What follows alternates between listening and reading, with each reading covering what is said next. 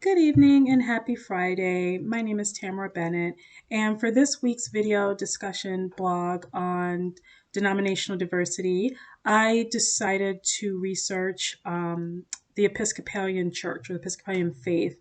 I did so just sort of like last week because I didn't know much about the faith or the church or the tenets of the faith and church practices. I had always heard of Episcopalians or the faith being described as Catholic light, and I never really knew why.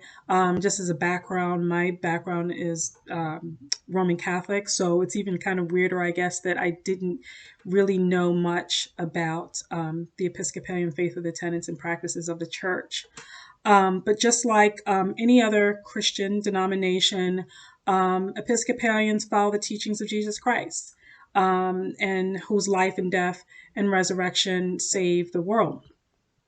In that way, they're no different than any other Christian denomination. The word Episcopalian itself means overseer in Greek and bishop in Latin. And so that kind of stands basically for the formation and how they run their church, in the sense that the authority of the office in Episcopalian churches rests in a bishop, as opposed to in a papacy, like it would be with the Catholic Church, or in the congregation type situation where it would be with Protestantism. The Episcopalian Church has its background in Anglican traditions, which came to fruition during the time of Henry VIII, in the late 1400s, dealing with his protests with the Catholic Church. And, he spun off and created the Church of England. But when Anglicanism came to the U.S., when the settlers arrived from England, they formed the Episcopalian Church.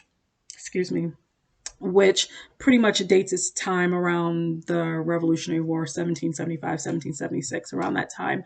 But because it's part of the Anglican Communion, many people kind of consider Episcopalianism to kind of be somewhere maybe halfway between Protestantism and Catholicism, which really isn't necessarily a fair portrayal, because how is someone half Catholic or half Protestant? But in any event, traditionally, I think that most of the traditions are Protestant-based traditions with some aspects of Catholicism woven into certain church practices. But again, the idea of Episcopalianism, they value the Bible, they value Jesus Christ, they believe in Jesus Christ, and some of their traditions affirm the Apostles' Creed and the Nicene Creed, and their Book of Common Prayer is the pivotal document to the heart and identity of most of their traditions.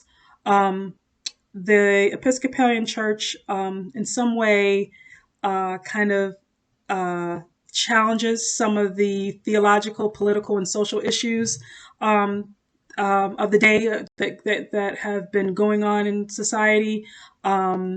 They've challenged women in ministry. They've been accused of devaluing the scriptures.